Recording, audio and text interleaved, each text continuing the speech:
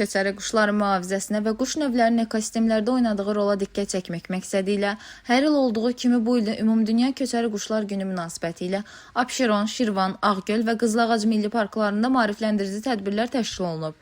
Qızılağac Milli Parkının Böyük Körfəz sahilində keçirilən tədbirdə Lənkəran rayon Nərimanabad kənd məktəbinin, Ağgöl Milli Parkında Laçın rayon Oğuldərə kənd tam orta məktəbinin, Şirvan Milli Parkında isə Səlyan rayon Yenikənd kənd orta məktəbinin müəllim və şagird heyəti, ictimaiyyət nümayəndələri iştirak ediblər.